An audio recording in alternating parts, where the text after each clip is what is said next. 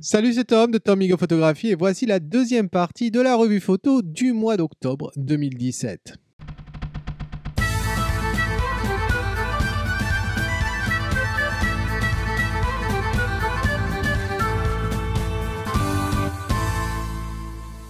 Alors si tu n'as pas vu la première partie, eh bien il ne te reste qu'une seule chose, c'est te repentir pour ton crime et de cliquer sur le lien qui s'affiche ici pour aller la voir. Là maintenant on va voir la deuxième partie. Dans la deuxième partie nous avons 12 photos.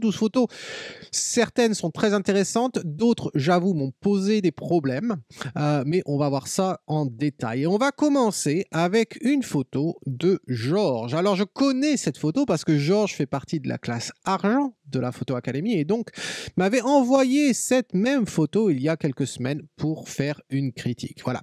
Donc, qu'est-ce qu'il nous dit, Georges? Eh bien, voici une photo prise à l'observatoire du Pic du Midi de Bigorre au lever du soleil au mois d'août. Le surnom de ce lieu est le vaisseau des étoiles et c'est ce que j'ai voulu évoquer grâce au point de vue à l'extrémité du site et à cette mer de nuages. Canon 350D, un zoom Tamron 18-200, f14, 1/500e de seconde, ISO 800. Alors, avant même de regarder vraiment la photo elle-même, si on s'intéresse uniquement aux exifs, déjà, moi j'aime bien regarder les exifs. Alors, pour le concours, j'ai dit c'est absolument inutile, mais pour la revue photo, je trouve ça très intéressant parce que ça m'aide à comprendre le niveau, ton niveau de photographe, ce que tu comprends de la map, la façon dont tu construis ton image d'un point de vue technique et par rapport à l'exposition. Et là, je dois dire que c'est assez intéressant. Pourquoi c'est assez intéressant? Eh bien, parce qu'on se retrouve à avoir un ISO 800, donc un ISO assez élevé, on va dire, pour une photo de paysage. Et ensuite, on voit une vitesse à 1/500e de seconde. 1/500e de seconde, c'est relativement rapide. C'est au-dessus de la vitesse de synchro. Et donc, du coup, on peut se poser la question, mais alors pourquoi avoir eu besoin d'être à 1/500e de seconde quand on est à ISO 800? Voilà, il y a un truc qui ne va pas. Soit tu ralentis et du coup, tu n'as pas besoin d'augmenter tes ISO autant. Donc, c'est assez étonnant, je dirais. On aurait pu avoir une meilleure qualité sans avoir besoin de monter à ISO 800 parce que tu aurais pu très bien descendre à 1/250e des ans. Ça t'aurait donné 400 ISO. Tu descends davantage, donc 1/125e et tu serais déjà à ISO 200. Déjà, au niveau qualité, ça serait beaucoup mieux. Surtout sur un 350D qui est un appareil entrée de gamme. Et donc, du coup, les qualités de l'ISO sont ce qu'ils sont. Voilà. Ensuite, ton F14, ben, pourquoi pas si ce n'est que, en fait, au niveau des nuages, après, il n'y a pas beaucoup de détails dans cette mer de nuages. Donc, tu n'as pas besoin d'avoir une profondeur de champ qui serait extrême. Donc, un F11 aurait suffi amplement. Voilà. Donc, voilà, c'est juste des petites choses déjà, rien que sur l'exif. Ensuite, quand on regarde l'image, on se dit que, Georges, eh bien, tu n'avais pas beaucoup le choix. Vu la scène que tu avais, ça allait être une photo extrêmement difficile à prendre à cause de ce soleil qui est extrêmement brûlant. Et même, j'ai beau être un fervent prêcheur d'utilisation de filtre, là le filtre malheureusement ne t'aurait pas servi à quoi que ce soit. Pourquoi? Eh bien parce que le filtre il ne va pas t'aider quand il y a un problème lumineux ponctuel dans l'image. En l'occurrence ici on a juste le rond du soleil qui est ici et le filtre n'aurait pas aidé parce que du coup il nous aurait impliqué toute cette partie là de l'image et je dois dire que ça n'aurait pas été très naturel avec le restant de la photo. Alors quoi faire dans ces cas là? Eh bien à ce moment là il faut faire ce qu'on appelle du bracketing, c'est-à-dire plusieurs expositions de la même photo au même angle et à la même avec la même map, la même mise au point de focus. Voilà. Ensuite, une fois que tu as toutes ces expositions, eh bien, soit tu fais du HDR ou bien tu fais du composite. Voilà. Moi, personnellement, je préfère faire du composite, mais le choix est libre et j'aurai l'occasion de couvrir ça dans un épisode prochain. Alors, à cause de ce soleil ultra brûlant, on a sa réflexion ici sur le dôme de l'observatoire, bien sûr. Donc, ça, on aurait pu le réparer après coup dans Photoshop. Et puis après, tu as ces reflets de lumière ici qui sont pas géniaux. Des fois, les reflets peuvent ajouter quelque chose ici. En l'occurrence, ça n'apporte rien. Le fait qu'il y ait une personne sur ce toit, pourquoi pas? Moi, ça me dérange pas plus que ça. Est-ce qu'on en avait réellement besoin pour avoir une dimension, une sensation de dimension, de profondeur, etc. dans l'image? Pas vraiment, parce qu'on avait déjà une porte avec une fenêtre et puis on a une échelle, donc on sait la proportion des choses à ce niveau-là. C'est pas, mais ça me dérange pas. Ça me dérange pas qu'il soit là. Ça aurait été intéressant qu'il y soit avec une paire de jumelles ou du moins un appareil photo, quelque chose qu'on voit où il observe plutôt que d'être comme ça debout. Après cela dit, le devant de la scène n'est pas non plus le plus intéressant, je dois dire. Donc c'est pas forcément une photo simple à réaliser au départ. Et le contexte, bien que très intéressant au niveau de ces nuages, etc. Je pense pas que je l'aurais forcément prise comme photo. Je me dis qu'il y a deux options. Moi, j'aurais forcément attendu soit un peu plus que le soleil se lève et que les nuages se dissipent petit à petit, qu'on puisse voir des pics des montagnes apparaître, sortir de cette mer de nuages, ou bien avoir pris la photo plus tôt et à ce moment-là, le soleil ne serait pas encore au-dessus des nuages et là, tu aurais eu une photo plus facile à prendre. Voilà, c'est ce que j'aurais fait comme choix. L'un ou l'autre. Et puis, attention aux exifs, bien sûr, pour réduire le bruit. Alors, qu'est-ce que j'ai fait? J'ai pas fait grand-chose avec ton image, j'ai simplement voulu te montrer à quel point de retirer les reflets ici, ça allait aider. C'est tout ce que j'ai fait. Alors, voici la différence. La tienne, elle est là, celle que je te propose. J'ai pas fait d'autre, j'aurais pu supprimer ici le reflet, mais bon, de toute façon, ta photo ne peut pas être imprimée, puisque ici, on a du cramé de chez cramé, et ça ne rendrait pas sur une photo. Voilà. Donc, rien de particulier. Ces reflets, je les ai retirés dans Photoshop en utilisant le tampon et l'outil de clonage. Si tu ne sais pas de quoi je parle, eh bien pareil, il y a un tuto là-dessus, tu peux cliquer ici, mais c'est très très simple, bien que là il faut être un petit peu astucieux parce que c'est pas si simple que ça au niveau des patterns. Les outils sont simples à utiliser, mais c'est pas simple, ça prend du temps de faire du travail correct. Si on veut vraiment récupérer l'information comme elle était au départ, il faut faire du clonage des informations ici, et c'est pas forcément très simple, c'est lent, mais c'est faisable, voilà.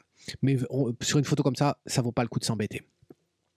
Ensuite, on passe à la prochaine. Et la prochaine, eh bien, je la connais également, c'est de l'ami Franck. Alors, pourquoi je la connais? Parce que Franck fait partie de la classe Or.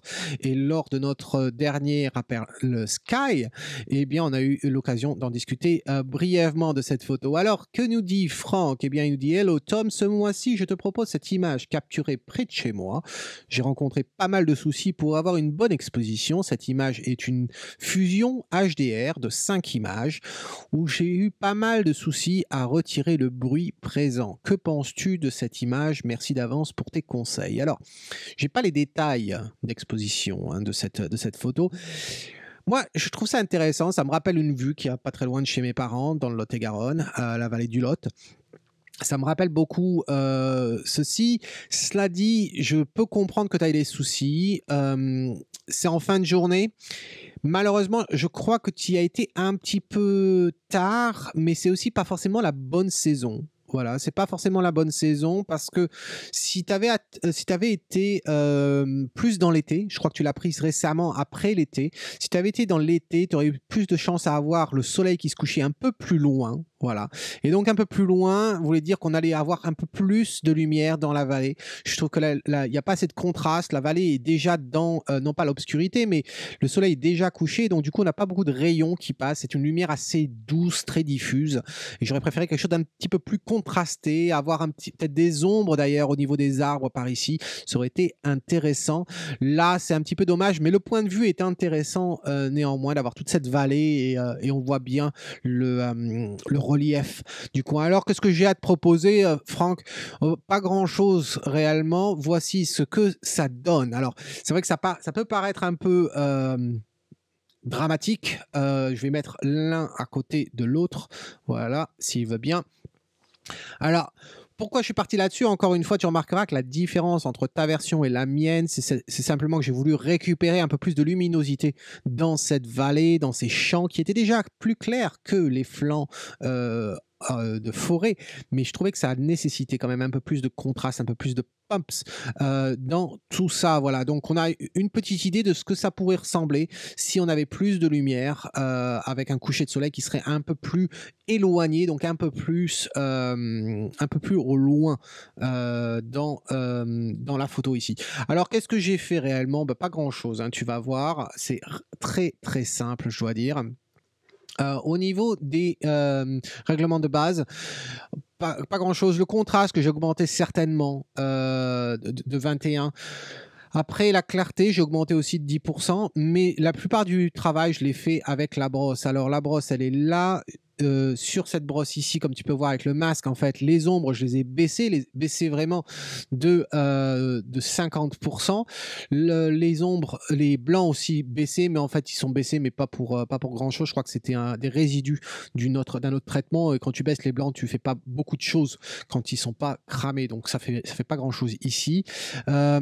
Il y a aussi une autre retouche ici, voilà, dans la vallée. Et là, c'est l'inverse, en quelque sorte. Donc, tu vois que j'ai augmenté la température. Je suis remonté, alors je vais appliquer le masque. Je suis monté à 22, donc j'ai augmenté la température. J'ai aussi rajouté une petite teinte rose et s'éloigner rougeâtre plutôt que du vert pour aider à ressortir un petit peu de chaleur. Et puis, bien sûr, l'exposition que j'ai augmentée de près d'un quart d'arrêt. Voilà.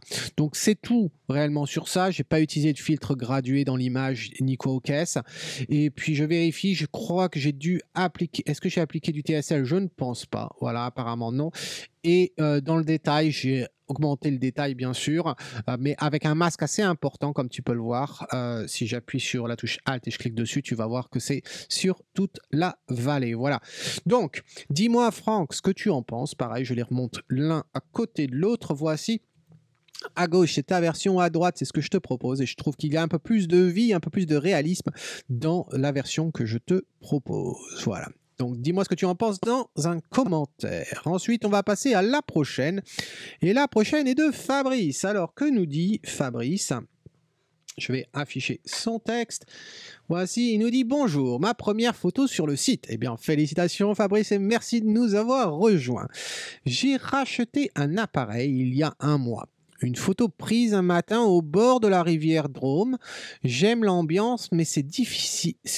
Mais des difficultés à corriger les hautes lumières dans Lightroom. Mais j'ai quand même essayé avec quelques filtres dégradés. Alors, je peux comprendre ce que tu as aimé dans cette scène, effectivement.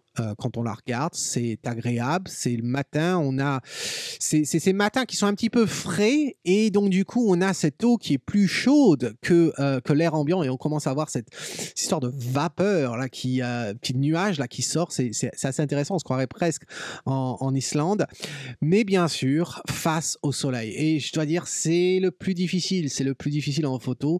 Moi, j'essaie de l'éviter un maximum. J'ai toujours tendance à avoir la lumière de côté plutôt que de l'avoir en pleine face.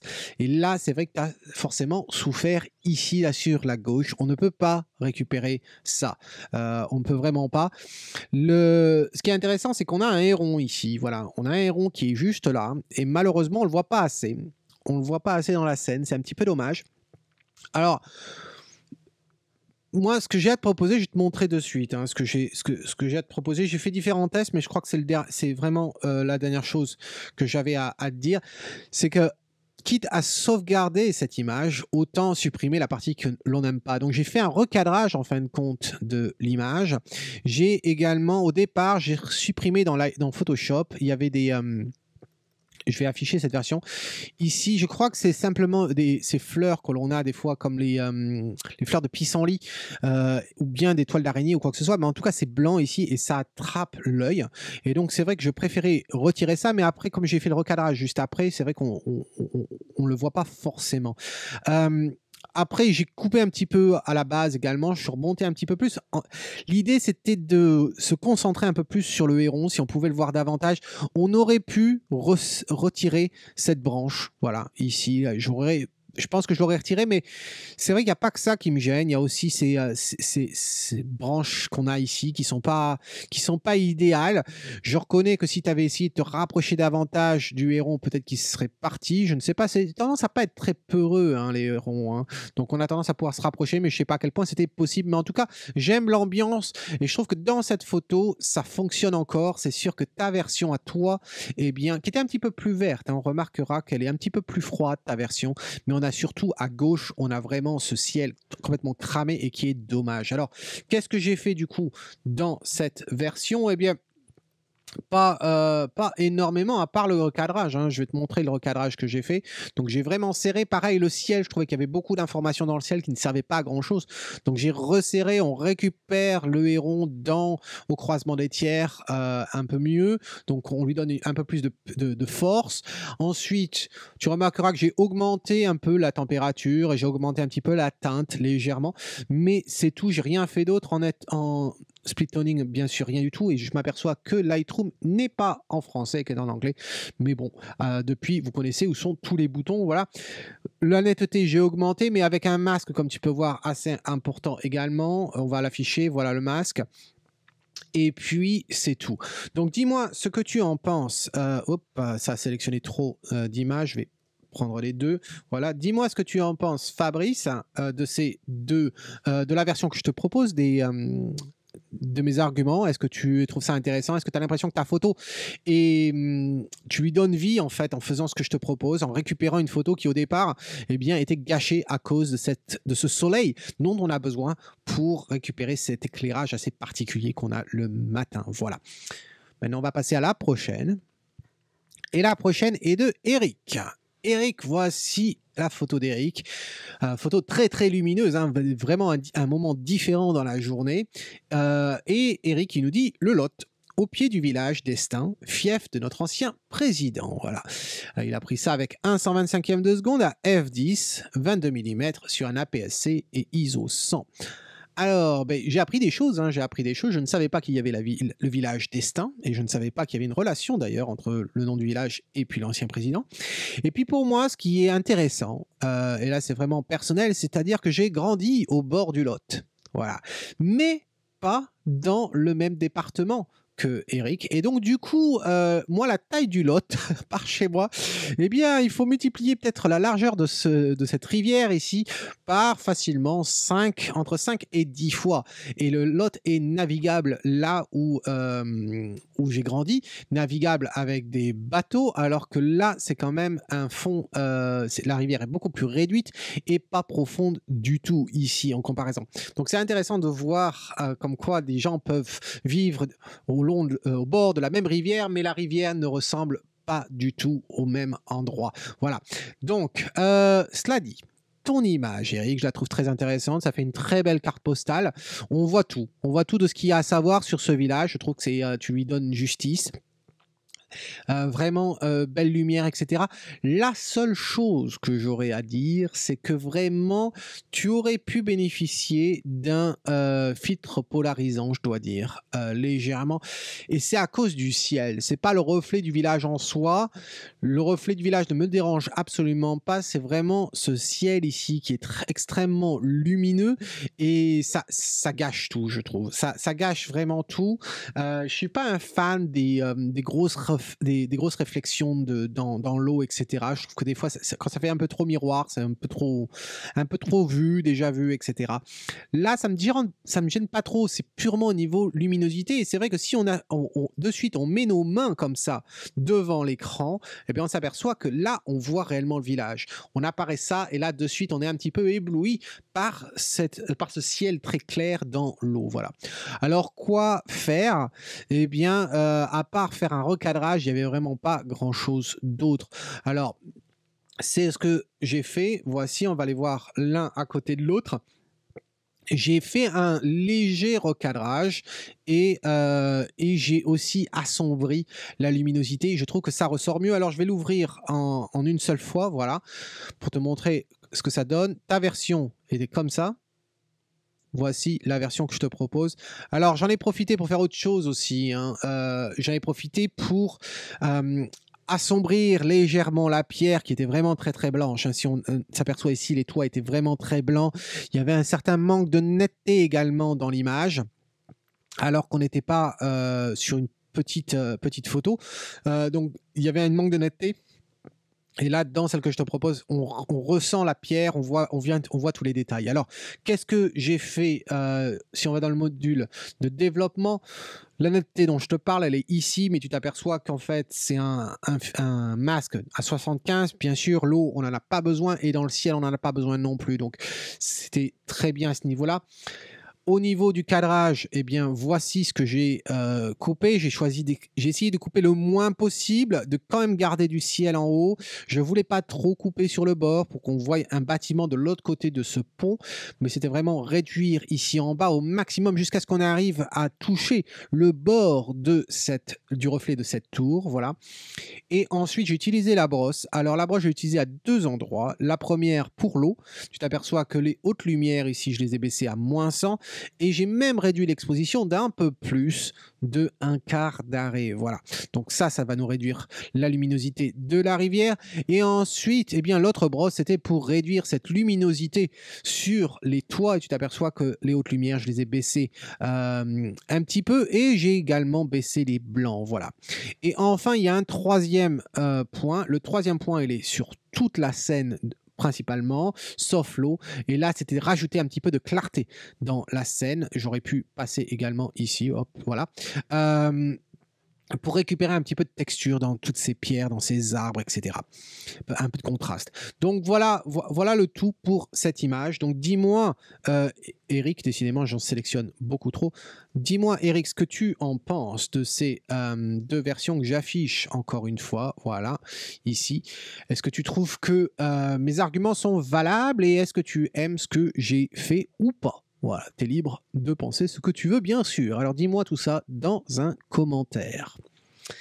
Ensuite, la prochaine. Alors, la prochaine, eh bien, c'est celle de Dominique. Alors, Dominique, je vais l'ouvrir. La voici, on va afficher ceci. Et alors, Dominique nous dit « Bonjour à tous. Pour ma première participation à une photo, eh bien, encore bravo, Dominique, de nous avoir rejoints. Je suis content que tu nous aies envoyé une photo. Et c'est un autre lieu, du coup, que l'on découvre, puisque tu nous dis que c'est une photo des bords du lac Léman, donc en Suisse, depuis le village de Saint-Sulpice. Voilà. Le Canon 5D Mark III avec le fameux 24-70 2.8 Mark II L de chez Canon, ISO 100 24 mm f11 plus un filtre Li polarisant et cumulé avec un filtre gradué de 2 arrêts. Alors là, tu as mis en fait de 2 et 3 arrêts. Voilà. D'où alors, je suppose que c'est pour le ciel, tu as dû en mettre... Alors, je ne sais pas si tu as mis les deux l'un sur l'autre, ou est-ce que tu en as mis un en bas et un au-dessus. Un pour le reflet du ciel et un pour le ciel lui-même, voilà. Et à ce compte-là, si tu as fait ça, je suppose que le 2 arrêts, tu l'as mis en bas, et le 3 arrêts pour le ciel véritable. Alors, moi, quand je regarde ton image... Ce qui m'intéresse toujours, c'est de savoir pourquoi vous avez pris la photo. Je veux dire, à chaque fois, vous m'expliquez vraiment les raisons de votre choix. Là, je peux le comprendre. Il y a le ciel. Il y a le ciel, il y a le bateau, il y a le reflet des couleurs dans l'eau. Ça aurait pu être sympa. J'ai un problème avec cette photo. Le problème que j'ai avec cette photo, c'est qu'il y a beaucoup d'informations. Et il y a beaucoup de traits verticaux qui me gênent à la lecture en fin de compte. Et par traits verticaux, on a les mâts. Les mâts me dérangent pas à la limite puisque c'est des bateaux, etc. Et les mâts sont généralement tous en haut.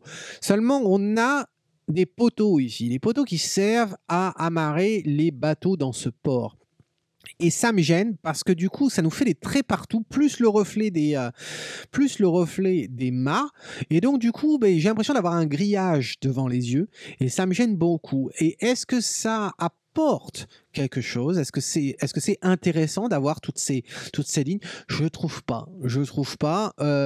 Et après, est-ce qu'on pourrait se dire, ouais, bon, on a pris la photo simplement parce qu'il y avait ce ciel et vous savez forcément ce que je pense de ces histoires de ciel, que ce soit le lever ou le coucher du soleil. Les couleurs d'un ciel, aussi jolies qu'elles soient, ne justifient pas la prise d'une photo à tous les coups. Faut-il encore que le reste de l'image soit intéressant et je dirais un beau ciel, que ce soit le matin ou le soir, n'est valable que s'il complémente le restant de l'image. Et la question que j'aurais à te poser ici, Dominique, c'est est-ce que tu aurais pris cette image en plein milieu de journée? Est-ce que tu trouves que l'image avait assez de caractère pour valoir le coup d'être prise en plein milieu de journée? Et personnellement, je ne pense pas. Je ne pense pas. Encore une fois, à cause de ces lignes verticales-là. Donc, le fait de l'avoir prise la nuit, ou au moins au coucher du soleil, certes, ramène un peu plus d'intérêt dans le reflet dans l'eau, mais il n'empêche qu'on a toujours ces lignes verticales et ces lignes qui, puisqu'on n'est pas en plein milieu de journée, sont assez noires, assez sombres, et donc du coup ça fait vraiment grillage. Donc qu'est-ce que je te propose? Eh bien, j'ai essayé de voir ce que ça donnait, simplement sans ces barres verticales. Alors je dis pas qu'il faut le faire, c'est simplement pour te montrer mon argument comme quoi sans ces lignes verticales, ta photo aurait été beaucoup mieux. Voilà, mais je dis en aucun cas qu'il faudrait le faire parce qu'il faut respecter un peu le lieu où on se trouve. Voilà. Alors voici la photo en l'occurrence. Voici. Alors, non seulement j'ai retiré les barres, mais en fait, j'ai refait un cadrage également. Mais je vais te montrer, en fait, on va aller dans le module développement et puis je vais te montrer à quoi ça ressemblait avant même de faire le cadrage. Voilà, alors si je cache les presets et que je reviens ici, et regarde ce que ça donne. Voilà, si on compare ces deux versions-là, l'une côte à côte. À gauche, ta version, à droite, celle où j'ai retiré dans Photoshop à l'aide du tampon et de l'outil clone du pansement, retirer les barres. J'ai pas retiré les mâts, j'ai retiré simplement les barres de devant. Et je trouve à quel point déjà la photo est beaucoup plus lisible. Tiens, je vais la mettre en grand. Voici ta version. Et voici ce que je te propose. Et là, d'un seul coup, tu t'aperçois qu'on a de l'ouverture. Et c'est ça qui me gênait dans l'autre. L'autre, on a vraiment pas d'espace. Voilà, on est serré. On a un ciel qui évoque de l'espace. On a de l'eau qui évoque de l'espace. Mais on est pris derrière ces barres. Et on ne sait même pas comment on pourrait sortir de ces barres-là. Alors que là, maintenant qu'elles n'y sont plus, on a déjà plus d'espace. Alors, je me suis dit, ouais, c'est très bien. Mais si on pouvait aller plus loin, parce que ce bateau-là de devant me gêne un peu. Il n'a pas beaucoup d'intérêt. Il a une bâche bleue. Bon, c'est un petit peu moche.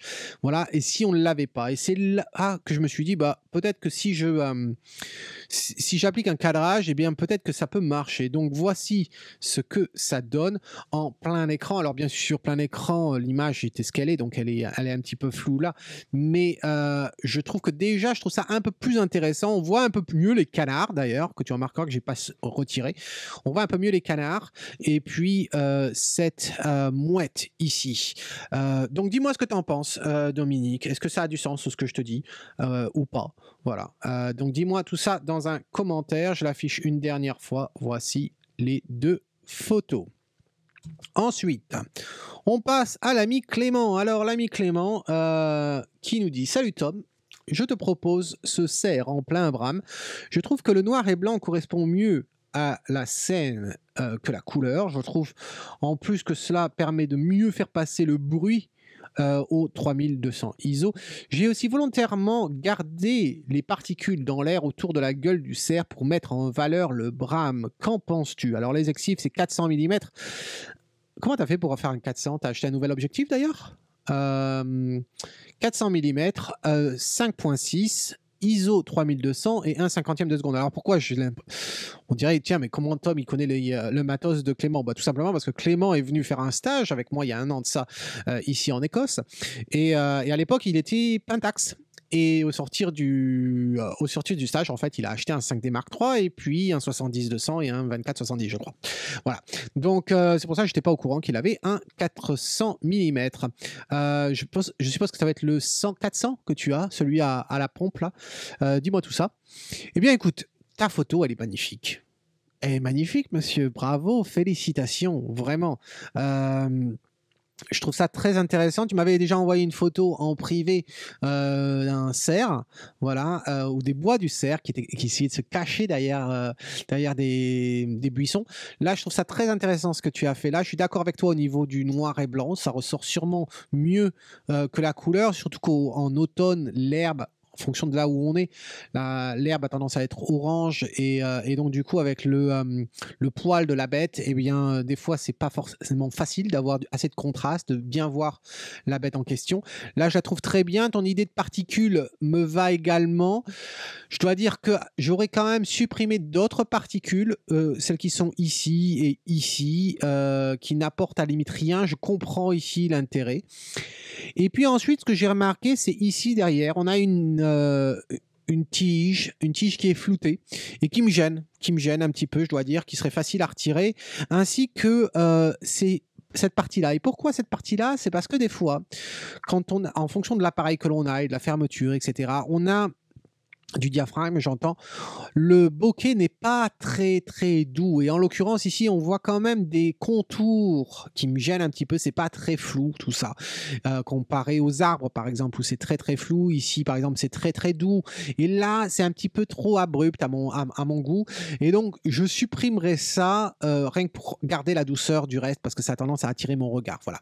Ça et puis peut-être légèrement diminuer un petit peu la luminosité sur le cerf, récupérer un petit peu de contraste là-dessus, légèrement, mais pas grand-chose. Alors, je vais te montrer ce que j'ai fait. Voici. Voilà. Alors, tu risques de pas voir beaucoup la différence. On va les prendre un par un. Voici ce que je te propose. Ta version, elle est là. Voilà, je vais passer d'un à l'autre assez rapidement pour que tu essaies de voir l'effet. Tu remarqueras donc les particules qui sont à gauche. Là, je les ai supprimées tout en laissant les autres. Alors, pourquoi je les ai supprimées? Parce que faut faire attention avec ces particules. Si on venait à imprimer, surtout en noir et blanc, eh bien, des fois, ça peut ne pas avoir un effet voulu. On peut prendre ça pour des effets où la peinture ou les pigments de l'encre ne sont pas restés sur le papier. C'est un problème qu'on peut rencontrer. J'aurai l'occasion d'en parler dans le cours sur l'impression fine art. Et là, je trouve que tu prends peut-être un risque avec celui-ci notamment, ce point-là et ce point-là. Je les ai laissés, mais faudrait voir quoi. Et ensuite, bien sûr, comme tu peux voir, la tige ici, je l'ai supprimée et je trouve qu'on voit beaucoup mieux le bois du cerf sans cette tige-là. Et puis pareil, le coin ici que j'ai nettoyé et je trouve que ça fait absolument propre et ça ne rend pas le lieu moins naturel pour autant.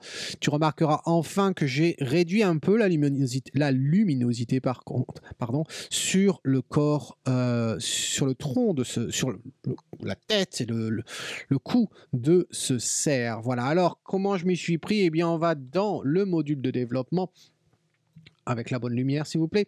Et alors, dans Photoshop, j'ai utilisé Photoshop avec l'outil pansement pour retirer les petits points. Ici, cette partie-là, je l'ai faite dans Photoshop avec l'outil tampon. Idem avec la tige à cet endroit-là. Et en ce qui concerne la luminosité du cerf, eh bien, c'est avec une brosse, tout simplement, où tu vois que les haute lumière, je les ai baissées de 33% et rajouté un petit peu de clarté, la clarté qui nous apporte un petit peu de contraste dans les tons moyens. Et je trouvais que ça donnait bien, on sentait vraiment ce coup humide, etc. On voyait bien les poils. Alors, si je le mets en grand écran, bien voici la version donc, que je t'ai proposée et ta version qui va s'afficher ou pas. Voilà, elle s'affiche et voici la version que je te propose. Donc, dis-moi, Clément, ce que tu en penses dans un commentaire de ces modifications. Alors ensuite, on passe au papy belge. J'ai nommé Christian Capel. Alors, Christian, qu'est-ce qu'il nous dit, Christian? Je vais afficher ça. Il nous dit, voilà, Tom, j'ai fait cette photo que j'ai inversée pour avoir une meilleure lecture. Par contre, les lettres du mot gare sont à l'envers. Je suis arrivé à changer le sens du mot en créant un nouveau document sélection, copier, puis retour sur la photo initiale.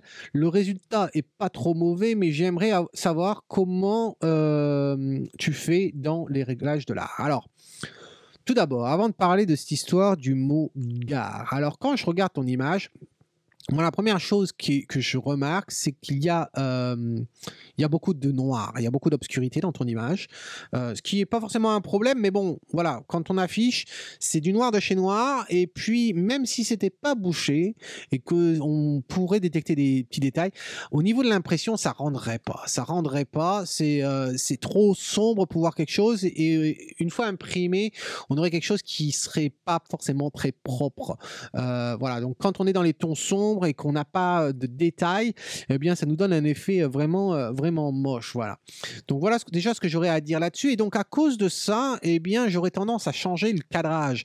Avoir un cadrage beaucoup plus serré, je dois dire que ça n'apporte strictement à rien, je pense, ce contour noir que l'on a autour de cet escalator, qui nous fait une sorte de cadrage dans un cadre, ce qui pourrait marcher de temps en temps, mais là, c'est quasiment du pur noir, ça ne marche pas pour moi. Ensuite, quand tu dis que tu as voulu inverser l'image pour améliorer la lecture, en fait, il faut comprendre une chose, c'est que quand on est droitier ou gaucher, les lignes fonctionnent ou pas. Voilà, donc peut-être que Christian, tu es droitier, donc dans ce cas-là, c'est plus facile, notre cerveau fonctionne mieux. Peut-être que quand on est gaucher, eh bien, le fait de l'avoir dans l'autre sens marcherait mieux. C'est quelque chose que j'ai remarqué à plusieurs reprises. Et donc c'est intéressant de voir comment notre cerveau fonctionne. Il n'y a pas réellement de règles à ce niveau-là, c'est vraiment ce que l'on choisit. Ensuite, je dois dire les reflets ici que j'aurais supprimés. On aurait pu aller loin et supprimer cela également. Mais bon, ce mot gare ici. Alors moi, ce qui me gêne, c'est pas forcément le mot gare parce que c'est ces trois lumières en fin de compte. Là, on a le reflet d'une lumière et là, on a un autre reflet. C'est pas très net. Ça ressemble pas à grand chose. On ne sait pas de quoi il s'agit réellement. Le mot gare est un petit peu coupé, donc on est un peu forcé à garder cette lampe ici. Je dois dire que c'est pas du mieux. Alors, avant de te montrer ce que j'ai fait dans Photoshop, voici le résultat. Et je vais mettre les deux photos à côté. Voilà. Bon, déjà il y a le cadrage, hein. Il faut regarder surtout le cadrage, c'est ça qui est le plus important dans cette photo. Et je pense que ça passe mieux. Voilà. Au niveau de la lecture, je trouve que ça passe beaucoup mieux que cet angle que l'on avait, cet espace noir qui nous apportait rien. Après, le mot gare, comme ça, c'est juste moi qui l'ai fait vite fait, mais je vais te montrer comment on peut le faire quand on a des éléments qu'on souhaite récupérer. Et pour ça, alors je reviens ici. Comme ceci. Plutôt que d'ouvrir le PSD, je vais refaire le truc depuis le début. Donc je vais ouvrir ça, on va faire éditer dans 2018 et puis je vais faire une copie, voilà, pour pas écraser. Et ça va l'ouvrir dans Photoshop. Voilà, alors on a Photoshop ici. Alors, il m'a ouvert le PSD, j'avais pas envie, mais on va ouvrir celui-ci. Alors voici celui-ci. L'idée, c'est en fait, tu vas vouloir créer deux calques. Alors pour créer deux calques, c'est très simple. Tu prends celui-ci, tu le glisses en bas sur cette icône-là, et maintenant on a deux calques. Ensuite, il va falloir prendre ce calque et puis on va le faire pivoter. Alors pour le faire pivoter, c'est très simple, il suffit d'aller dans édition, et on va faire transformation, et transformation, on va faire symétrie sur l'axe horizontal. Boum, voilà. Donc déjà, ça nous permet de voir à quoi ressemblait ta photo de départ. Ta photo de départ, moi personnellement, ne me dérangeait absolument pas dans ce sens-là. Je trouve que c'était facile, donc je trouve que tu t'es un petit peu compliqué la vie. Mais cela dit, on a quand même cette partie-là qui, si je souhaite couper et changer le cadrage, eh bien, il faudrait bouger cet espace-là. Alors, on va partir du principe que tu as voulu quand même garder le restant de l'image. Et en fait, la seule chose qui nous intéresse dans ce calque-là, eh bien, c'est ce coin ici. Eh bien, à ce compte-là, on va prendre un outil de sélection. Et là, je vais choisir le rectangle. On aurait pu choisir ce qu'on voulait, mais bon, le rectangle me paraît simple. Et là, ce que je vais faire, je vais prendre ici, je vais démarrer là, et puis on va faire comme ceci. Voilà, donc j'ai ma sélection et maintenant que j'ai ma sélection, en fait, il va me suffire de sélectionner un masque de fusion. Et pour sélectionner le masque de fusion, je vais cliquer ici. En cliquant là, ici, ça va me faire un calque de révéler tout, mais qui va utiliser ma sélection pour la partie qui sera révélée. Donc, voici.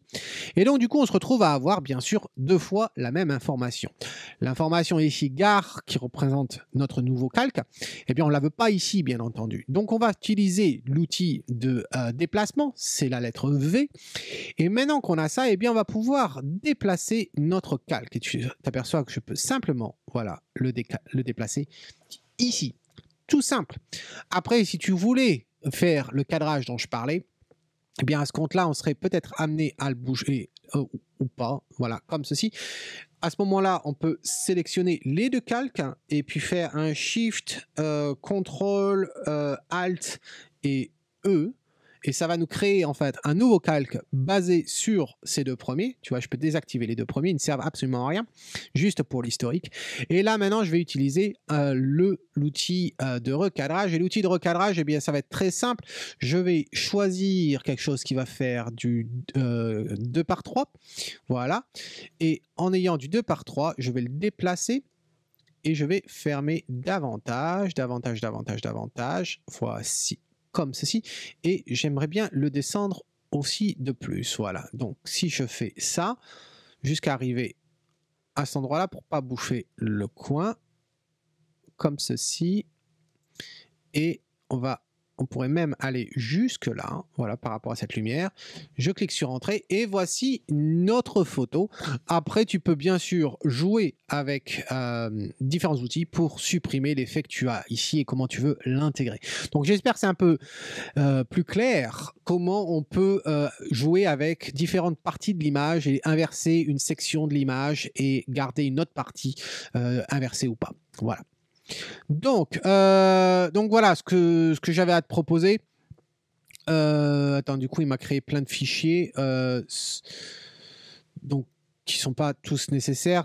Alors, ce que j'avais fait au départ, c'était voilà, c'était ça que je t'avais fait. J'avais retiré la lumière. On aurait pu à ce moment-là, si on va pour garder simplement le mot gare, il suffit simplement de le retaper. Voilà, on utilise un outil dans Photoshop pour récupérer la même police et puis on écrit gare. Mais c'est vrai que ça m'embêtait, je dois dire, c'est cette lumière ici. Je trouvais ça pas terrible. Donc voilà, je trouvais à la limite, j'aurais préféré de pas la voir du tout et garder simplement la photo telle quelle. Voilà. Mais ce n'est que moi. Donc dis-moi ce que tu en penses, Christian. Est-ce que ça t'a aidé, ce que je te proposais dans Photoshop? Ensuite, nous passons à un autre Christian. Et ce Christian, qu'est-ce qu'il nous a fait? Il nous a fait une photo d'un terrain de golf et il nous dit le vide, le rien. C'est parfois reposant. Jour de grand blanc. Toutes les compétitions sont annulées. 50 mm, f11, 1 dixième de seconde et ISO 100. Ah bah, écoute, déjà, le fait que le problème que j'avais avec la photo, c'était la résolution. Et n'était pas le seul. Alors, je sais que jusqu'à présent, je ne donnais jamais de directive sur la taille. Depuis, ça a changé. Je l'ai marqué à la fois pour le concours, je l'ai marqué pour la revue. Merci de m'envoyer des photos qui sont au moins 4000 pixels de large. Parce que voici ce que ça représente sur mon écran. Et c'est bien trop petit pour moi pour pouvoir juger de quoi que ce soit. Voilà. En ce qui concerne la netteté, la profondeur de champ et autres. Qui sont quand même des points très importants pour la revue. Alors là, je ne peux juger que sur le cadrage, on va dire, et sur le sujet lui-même. Alors, je dois dire que Christian, c'est intéressant. C'est pas très compliqué comme photo, hein, pas compliqué du tout, on va dire. C'est vraiment, tu as choisi la simplicité, mais la simplicité ne veut pas pour autant dire que c'est de moindre qualité. Je trouve ça plus ou moins intéressant.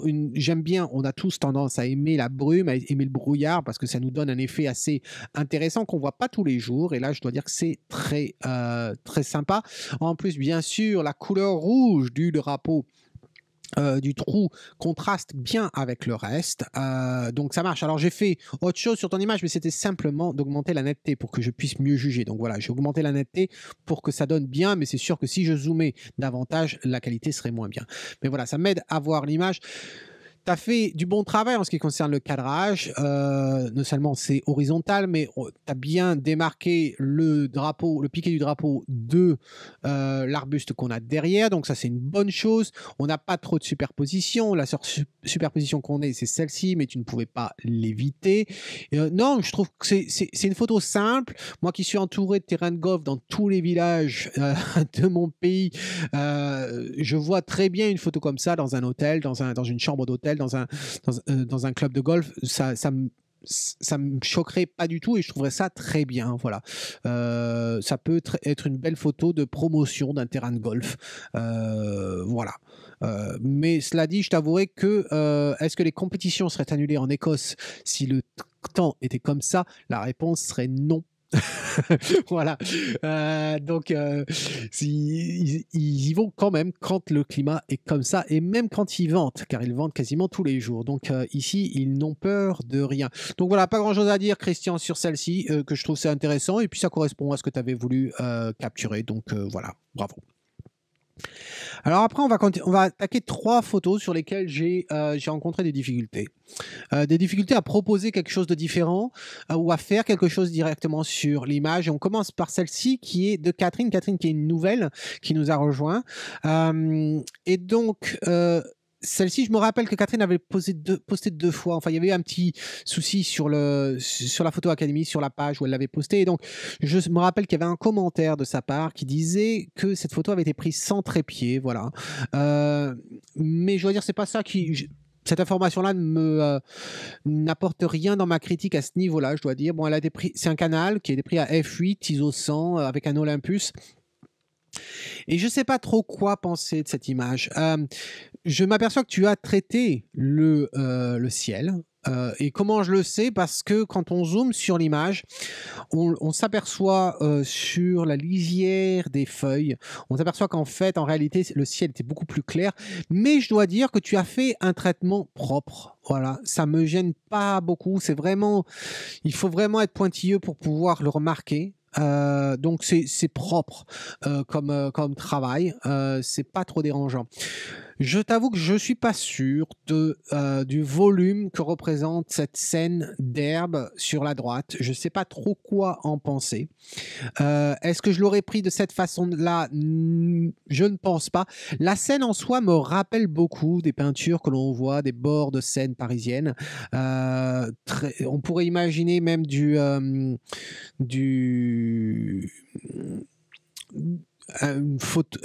peinture de Monet et tout ça sur les bords de rivière.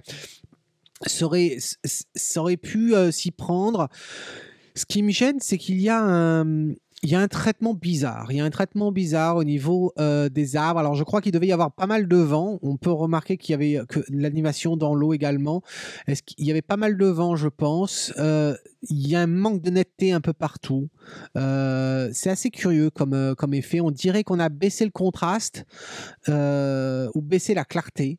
C'est très curieux tout ça, alors que l'image, c'est pas un problème de netteté, parce que là, on voit les herbes, c'est relativement net, on va dire. Donc, c'est vraiment très curieux. Est-ce que je l'aurais cadré de cette façon-là? Non. D'ailleurs, on le voit, hein, tu as fait un cadrage assez curieux. Je ne crois pas que ce soit un carré. Je vais voir, je vais vérifier. Est-ce que c'est un carré? Je ne pense pas. Si je fais 1-1. Ah si, c'est un carré, autant pour moi. C'est assez curieux quand on a des paysages en carré comme ça. Mais je dis ça, mais après il y a Jonathan Critchley qui fait que du carré. Mais généralement quand je vois des photos en carré, je me dis que c'est souvent parce que on a essayé de récupérer des informations dans le cadre et on pouvait pas le faire avec un cadrage standard. Ou bien c'est qu'on souhaitait rentrer l'image dans un cadre particulier après quand on l'imprime. Alors, est-ce que c'est réparateur ou est-ce que c'est voulu le cadrage carré? J'en sais rien. Moi, personnellement, je pense que j'aurais... je vais l'afficher en grand. Je pense que j'aurais reculé, j'aurais été plus vers la gauche, et j'aurais eu moins d'informations ici. Donc, en fait, on aurait eu un virage qui se termine à peu près à cet endroit-là. Donc, garder juste ces arbres-là, toute cette partie-là, à la limite, on ne l'aurait pas eu. Ça nous aurait donné moins d'herbe sur le bord. On aurait eu un peu plus de lignes d'eau avant le virage. Et dans le virage, on aurait eu donc cette péniche-là. Tu as choisi de garder les personnes. On a 2 personnes au fond là-bas qui n'apportent rien, mais qui gâchent rien en soi. Mais bon, ça reste un point blanc, on a tendance à vouloir savoir de quoi il s'agit. Pardon, donc voilà ce que j'aurais à dire. Il y a des assombrissements ici sur le bord qui sont un petit peu qui manquent de naturel vu la luminosité qu'on a sur les bords, sur les cimes des branches, voilà. Mais à part ça, je sais pas trop quoi en penser. Je trouve que c'est assez curieux, c'est cette luminosité dans cette scène, voilà. Mais sinon, rien de proposé sur ce cadrage et sur ce fichier-là en particulier. Ensuite, on passe à Benoît. Alors Benoît qui nous dit photo prise ce matin dans le cadre d'une sortie pour essayer des choses. Première fois que j'utilise mon Samyang 8 mm dans une configuration autre que dans le milieu hippique. Alors cela dit, j'aimerais bien voir ce que tu proposes, Benoît, comme photo dont le thème serait le monde hippique avec un 8 mm. Je serais très curieux de savoir ce que tu fais. Ça peut être très très bien, hein, je ne suis pas ironique dans ce sens-là, mais je serais curieux de savoir ce que tu arrives à faire avec 8 mm. Ça me paraît... cela dit, tu es en 8 mm, mais tu as un Canon 7D, donc tu es en APS-C, donc ton 8 mm en réalité ne fait que fait 12 mm. Mais c'est quand même très très large. C'est quand même très très large. Alors là, ISO 100, un cinquantième de seconde et 8 mm bien sûr. Alors, je vais dire que je ne sais pas trop quoi penser de ta photo. Moi, la première chose qui m'a gêné dans ta photo, c'est le manque de séparation entre cet arbre et puis l'allée de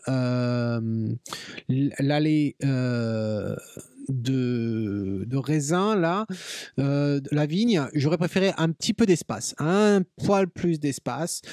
Est-ce que la photo elle-même est intéressante? J'en sais trop rien. Moi, elle ne me touche pas plus que ça. On pourrait l'avoir effectivement dans un contexte vignoble. On pourrait imaginer avoir du texte dessus sur une affiche, un peu dans le style ce que fait Jean-Michel pour la pharmacie de son épouse. Mais là, je sais pas. Moi, ça me touche pas plus que ça. Si ça avait été une grappe déjà plus importante, ça aurait été sympa d'avoir une grappe, une vraie grappe d'homme, quoi. Plutôt que 10 raisins qui se battent en duel. Mais cela dit rien d'autre. Je trouve pas ça plus intéressant. Est-ce que c'est une photo que j'accrocherai au mur? Non, c'est clair.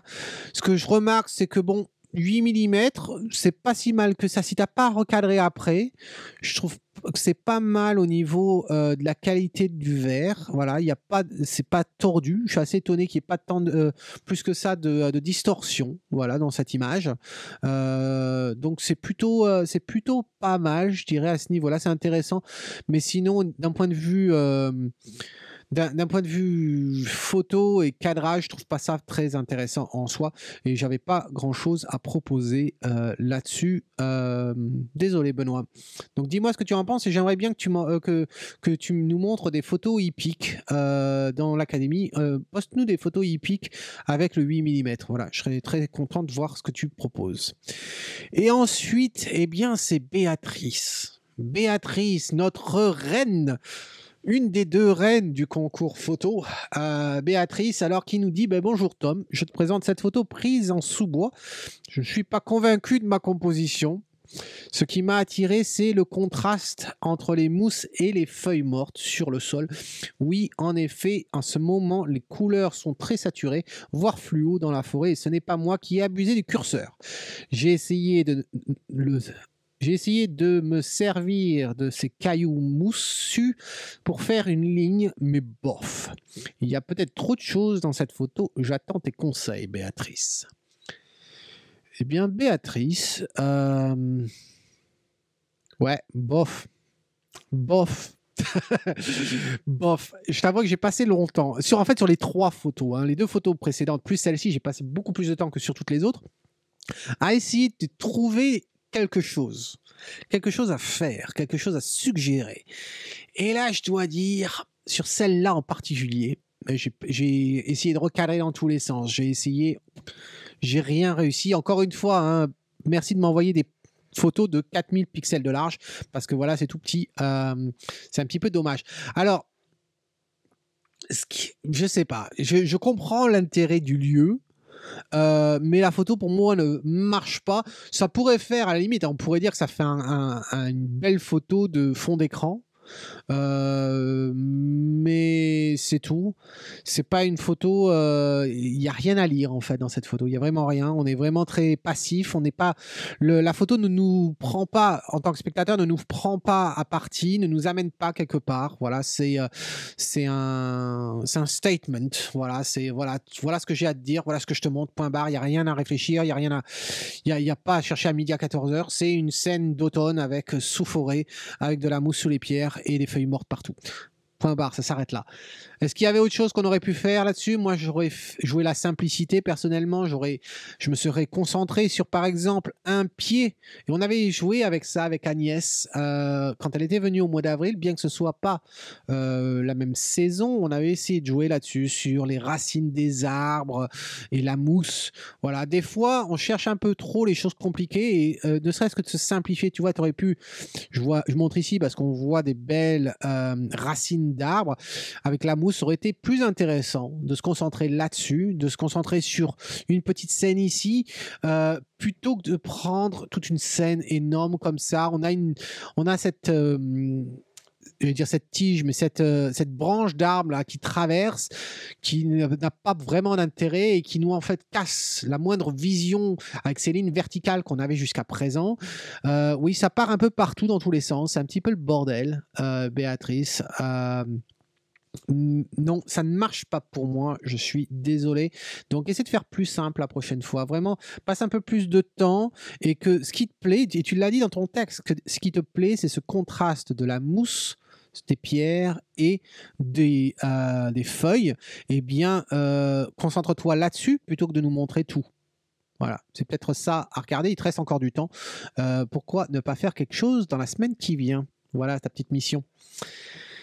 Et après avoir parlé à la première reine des concours photo mensuels, eh bien on va passer à la deuxième reine des concours mensuels, la copine bien sûr, Agnès.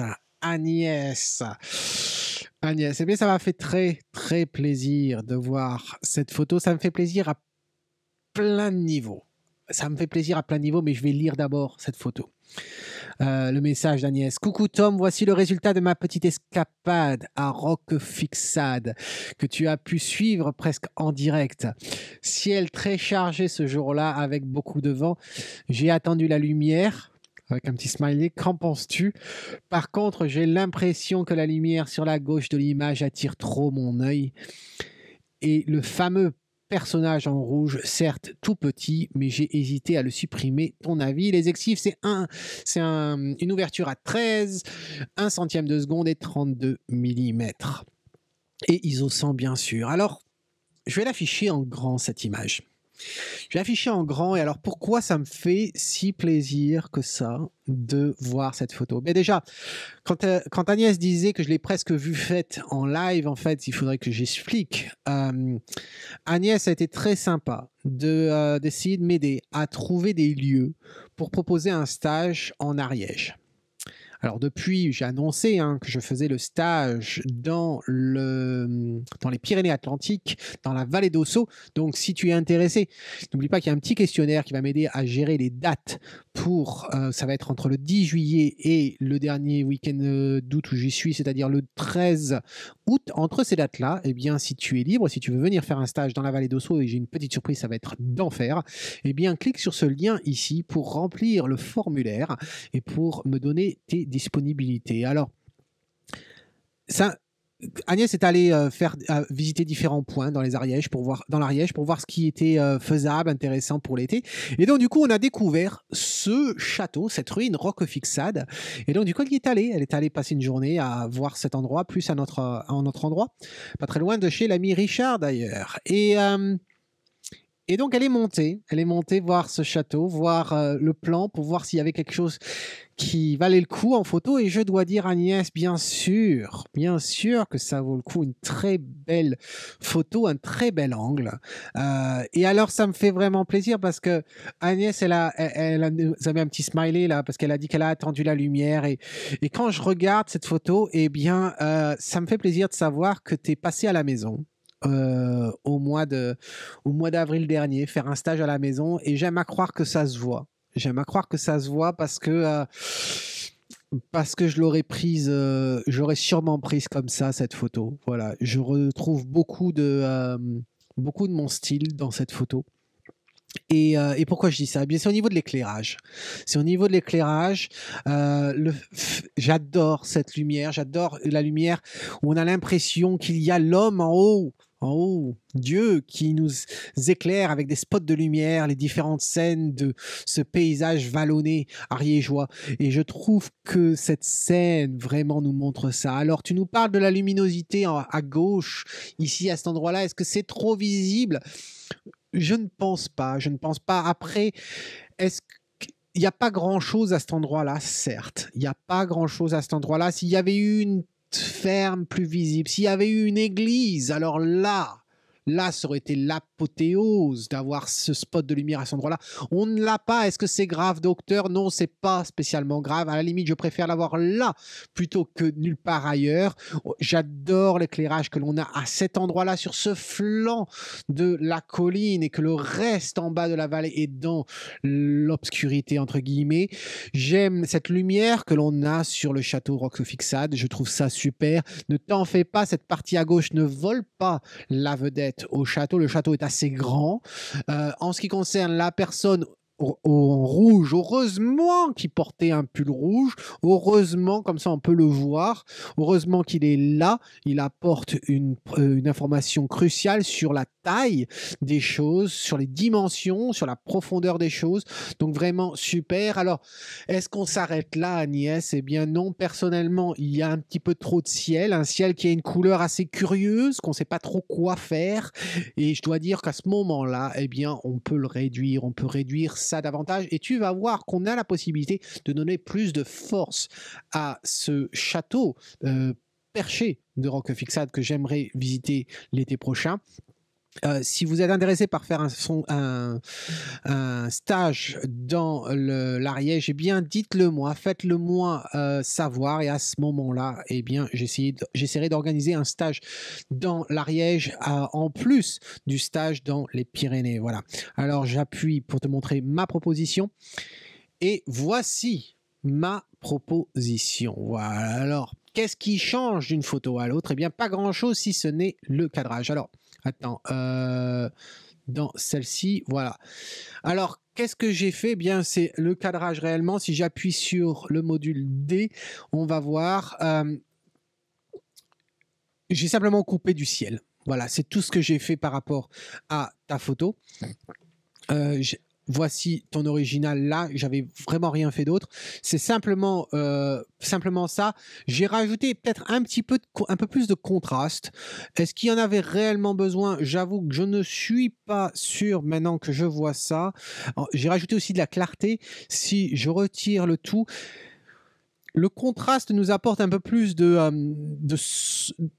d'obscurité dans les ombres, nous noircit un petit peu les ombres et tout, c'est quand même pas mal du tout, et la clarté nous fait ressortir un petit peu de luminosité, justement à l'inverse. Dans le restant, peut-être que c'est un petit peu trop poussé, je dois dire, à cet endroit-là, j'aurais peut-être pas poussé autant. Voilà, diminuer, même la clarté, je l'aurais peut-être supprimé. Et ça me va tout à fait. Donc, je te mets les deux photos l'une à côté de l'autre, Agnès. Mais en tout cas, chapeau, parce que ta photo était absolument magnifique. Et voilà, je trouve que c'est simplement une histoire de cadrage où j'aurais simplement... ça nous aide aussi à le voir comme ça. Mais bon... ouais, je trouvais qu'il y avait quand même un petit peu trop de ciel dans ta version.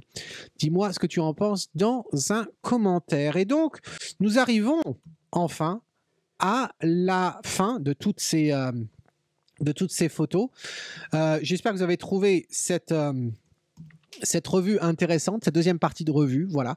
Dites-moi ce que vous en pensez, et j'ai hâte, bien sûr, de voir les photos que vous allez me proposer pour la revue photo du mois de novembre. Bien sûr, vous avez jusqu'au dernier jour de novembre pour m'envoyer vos photos, et bien sûr, la vidéo sortira le 10 décembre. Donc, en attendant la prochaine fois, eh bien, c'est Tom qui vous dit merci d'avoir participé, et si vous aimez ce que vous voyez, eh bien, capturez-le.